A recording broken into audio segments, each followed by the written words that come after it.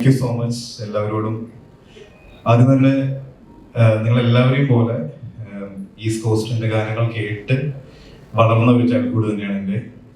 ഞാൻ പറയാറുണ്ട് സാറിനെ കൊണ്ട് ഇങ്ങനെ കിളിയുടെ എന്ന സോങ് ഞാൻ പല വേദികളിലും കോമ്പറ്റീഷനൊക്കെ പാടിയിട്ടുണ്ട് പണ്ട് ലൈറ്റ് മ്യൂസിക് പാടുന്ന സമയത്ത്. അതുകൊണ്ട് തന്നെ ആ ഒരു കാലം തൊട്ട് എൻ്റെ ചെറുപ്പം തൊട്ട് ഞാൻ പാടി തുടങ്ങുന്ന സമയം തൊട്ട് പാടാറുള്ള പാട്ടുകൾ ഈസ്റ്റ് കോസ്റ്റിന്റെ പല പാട്ടുകളുണ്ട്.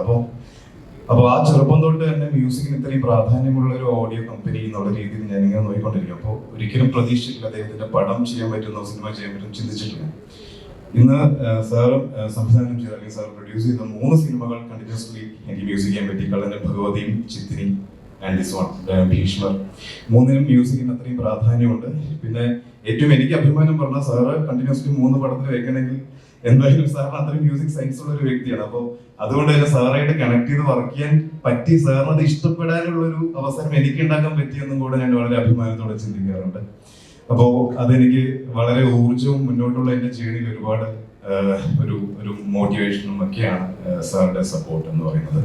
ഈ സാർ അപ്പോൾ ധ്യാൻ ചേട്ടനൊക്കെ പറഞ്ഞ പോലെ തന്നെ സാർ ഇപ്പോൾ മാഷ് എന്ന പ്രിൻസിപ്പൾ വാട്ട് എന്നെ ഡിസിപ്ലിൻ ഇപ്പോഴും സാറ് ഞാൻ ഡിസിപ്ലിൻഡ് അല്ല എന്ന് പറയുന്ന ആളാണ് എൻ്റെ ടൈമിംഗ് ഒക്കെ. പക്ഷെ എന്നെ സംബന്ധിച്ചിടത്തോളം ഞാൻ ഡിസിപ്ലിൻഡ് ആയിട്ട് എൻ്റെ ഒരു ലൈഫ് സ്റ്റൈൽ കൊണ്ടുപോകുന്നതിൽ ഇപ്പൊ ഞാൻ വളരെ ഹാപ്പിയാണ്. അത് സാറ് വലിയൊരു പാർട്ടാണ് അതിൽ. കാരണം സാർ അത്രയധികം നമ്മൾ പഠിപ്പിക്കും, സമയത്തിന് എത്തുക, സമയത്തിന് തീർക്കുക, സമയത്തിന് പാട്ട് കമ്പോസ് ചെയ്തെടുക്കുക, BGM ആണെങ്കിലും. ഈ പടം എന്ന് പറയുന്നത് ഭീഷ്മർ മ്യൂസിക്കിന് ഒരുപാട് പ്രാധാന്യമുള്ള സിനിമയാണ്. ഇപ്പൊ കേട്ട ഈ 2 പാട്ടുകൾ കൂടാതെ ഇനിയും പാട്ടുകളുണ്ട്. പിന്നെ അതിനും അപ്പുറം ബാക്ക്ഗ്രൗണ്ട് സ്കോറിന് അത്യാവശ്യം വളരെ സ്പേസ് ഉള്ളൊരു മൂവിയായിരുന്നു. കാരണം സ്കോർ ഇങ്ങനെ പൊക്കൊണ്ടേയിരിക്കണം, വളരെ ഡൈനാമിക്സ് ഇങ്ങനെ മാറി കയറി ഇറങ്ങിക്കൊണ്ടിരിക്കുന്ന പടമാണ്. എന്റെ കൂടെ ഒരു നല്ലൊരു ടീം വർക്ക് ചെയ്തിട്ടുണ്ടായിരുന്നു. അപ്പോൾ എനിക്ക് എല്ലാവരും വിളിച്ചിരുന്നു. പലരും എത്തിയിരുന്നു. ഗ്ലാഡി എത്തിയിട്ടുണ്ട്. ഗ്ലാഡി എൻ്റെ പ്രോഗ്രാമറായിട്ട് വർക്ക് ചെയ്തു ഈ പടത്തിൽ. എബി ഉണ്ടായിരുന്നു, എബി ടോം സിരിയക്, മിഥുനാനന്ദ് മിക്സിംഗിൽ വർക്ക് ചെയ്തിട്ടുണ്ടായിരുന്നു, സഞ്ജിത്ത് വന്നിട്ടുണ്ട്. ഒക്കെ എൻ്റെ കൂടെ ഒറ്റക്കെട്ടായിട്ട് എൻ്റെ ടെക്നിക്കൽ ടീമായിട്ട് വർക്ക് ചെയ്ത ആൾക്കാരാണ്. അവരോട് എല്ലാവരോടും നന്ദി പറയുന്നു. എല്ലാത്തിലുപരി ഹരിനാരായണൻ ചേട്ടൻ, എനിക്ക് തോന്നുന്നു സാറുടെ ഫിലിമിൽ ആദ്യമായിട്ടാണ് ഹരിയേട്ടൻ എഴുതുന്നത്. ഇതിനു മുന്നേ സന്തോഷായിട്ടാണ് ഈസ്റ്റ് കോസ്റ്റ് വിജയൻ സാറുടെ അടുത്തേക്ക് എന്നെ ആദ്യമായിട്ട് കൊണ്ടുപോകുന്നതും ഒരു സൗഹൃദം ഉണ്ടാക്കുന്നതും മ്യൂസിക്കൽ സ്പേസ് ക്രിയേറ്റ് ചെയ്തതിന് ഒരു കാരണം സന്തോഷായിട്ടാണ് എന്നെ ഇൻട്രൊഡ്യൂസ് ചെയ്തത് സാറായിട്ട്.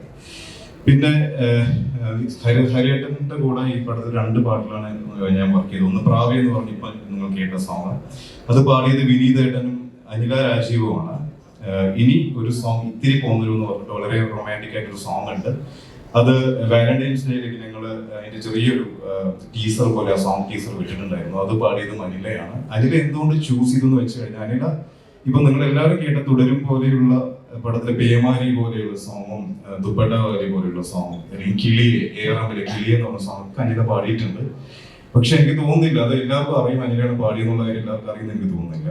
പക്ഷെ അനിലയുടെ വോയിസിന്റെ ഒരു റേഞ്ചിന്റെ ഒരു ഡിഫറൻസ് എന്ന് പറഞ്ഞാൽ വളരെ ബേസ് ആയിട്ടുള്ള ഒരു ശബ്ദം, അറ്റ് ദ സെയിം ടൈം അതേ ഒക്ടേവിന്റെ ഹൈ ഈക്വലി സെയിം ക്വാളിറ്റിയിൽ പാടാൻ പറ്റുന്ന ഒരു ഗായികയാണ് Anila.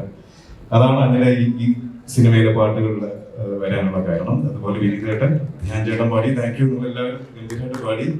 Thank you so much Vishnu, everyone.